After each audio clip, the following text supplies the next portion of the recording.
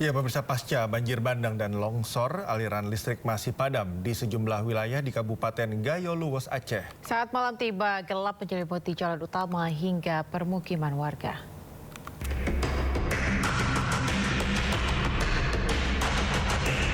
Di tengah kepungan banjir yang merendam wilayah Aceh Tamiang, sebuah fenomena tiba-tiba viral dan mencuri perhatian. Bukan air keruh kecoklatan, warga justru mendapati kandungan minyak yang mengapung di atas permukaan air. Dengan menggunakan peralatan sederhana, warga mencoba memisahkan cairan yang mereka yakini sebagai bahan bakar jenis solar. Meski mengundang rasa penasaran warganet, asal-usul minyak yang diduga solar tersebut masih menjadi misteri. Sebelumnya puluhan warga desa Suradu, Kabupaten Aceh Barat juga dikemparkan dengan ditemukannya butiran yang diduga emas di halaman rumah salah satu warga. Fenomena ini memicu warga lainnya datang ke lokasi untuk berburu emas dengan mendulang pasir dan air secara manual. Salah satu warga bahkan menunjukkan butiran kecil berwarna kuning berkilau dari telapak tangan yang diyakini sebagai butiran emas. Tim Liputan iNews melaporkan.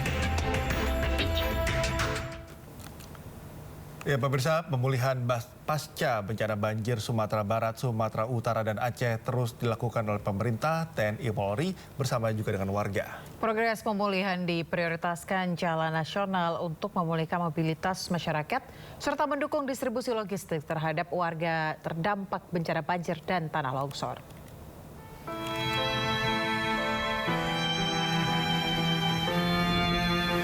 Saat matahari terbenam, gelap total menyelimuti kawasan Gayo Luwes, Aceh. Jalan utama yang biasanya terang terlihat lenggang dan gelap. Kondisi ini memaksa warga bertahan dengan penerangan seadanya.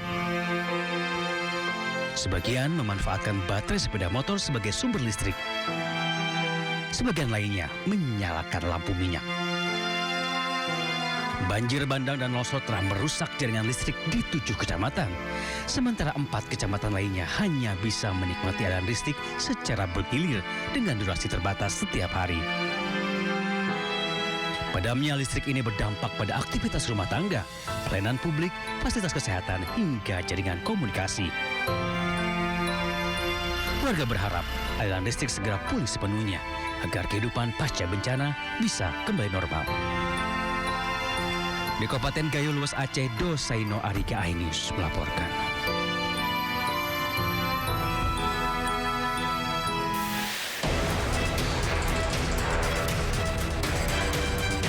TNI Angkatan Laut melalui Pangkalan TNI AL Sibolga turun langsung membantu warga terdampak bencana di Kelurahan Tuka, Kabupaten Tapanuli Tengah, Sumatera Utara dalam upaya menemukan titik sumber air bersih serta menyalurkan pipa air secara gratis.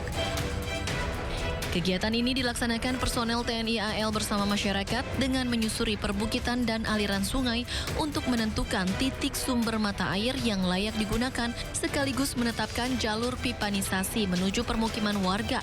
Upaya ini untuk memulihkan akses air bersih yang sempat terputus akibat banjir bandang dan tanah longsor.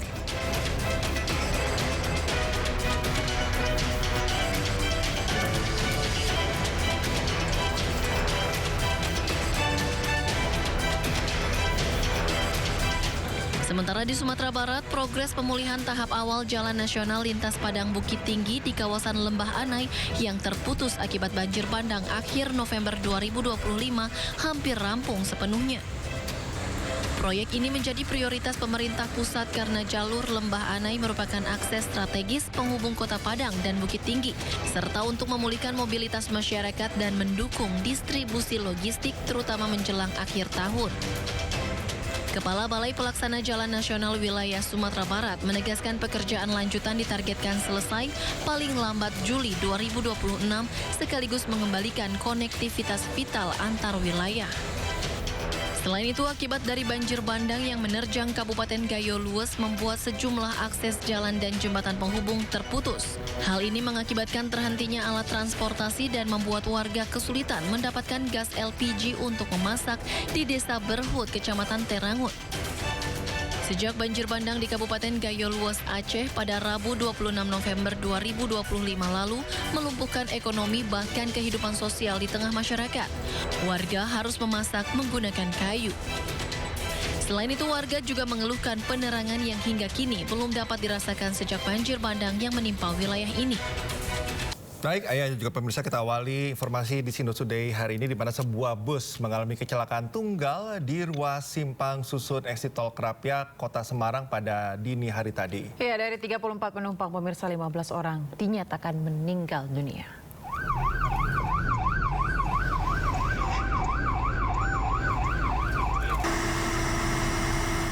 Bus Cahaya Trans bernomor polisi B7201EV ini mengalami kecelakaan tunggal di ruas Simpang Susun Exit Tol Krapyak, Kota Semarang pada dini hari tadi. Sebelum terjadi kecelakaan, bus jurusan Bogor Yogyakarta itu melaju dengan kecepatan tinggi. Saat memasuki tikungan jalur penghubung Exit Tol Krapyak, bus menabrak pembatas jalan. Benturan keras ini menyebabkan puluhan penumpang mengalami luka. Petugas gabungan yang datang ke lokasi langsung melakukan evakuasi para korban ke sejumlah rumah sakit. Dari data sementara, 34 penumpang menjadi korban dalam kecelakaan tersebut. 19 orang selamat, sementara 15 orang lainnya dinyatakan meninggal dunia.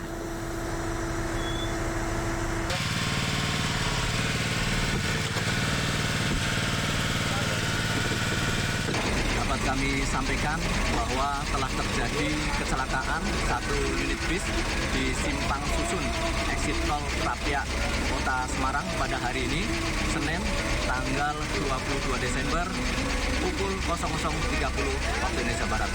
Dengan kronologis bahwa bis tersebut dari arah Jakarta dengan tujuan Yogyakarta, sampainya di tikungan Simpang Susun tersebut dengan kecepatan cukup tinggi, maka bis tersebut menabrak pembatas jalan sehingga mengakibatkan bis tersebut terbalik.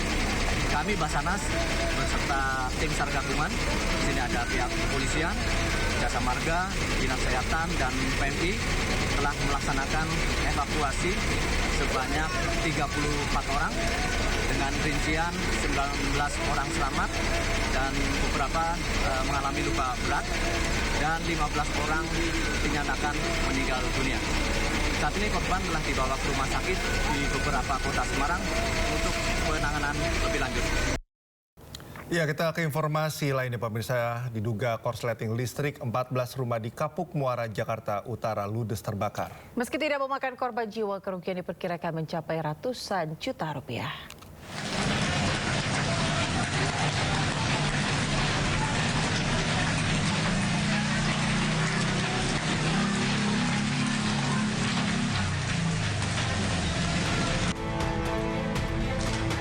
Kebakaran melanda 14 rumah semi permanen di Kapuk Muara, Penjaringan, Jakarta Utara Minggu pagi.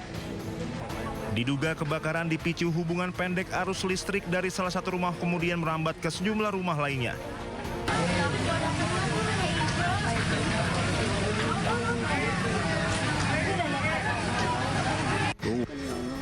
Petugas yang dibantu warga sempat kesulitan memadamkan api karena banyak bahan material mudah terbakar.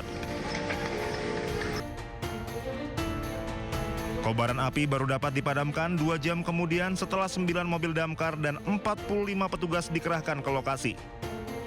Masih dalam tahap penyidikan, dugaan sementara yang kami dapatkan konsleting listrik.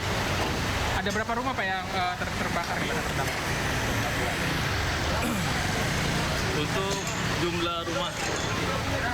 jumlah rumah di TKP terdeteksi 14 rumah.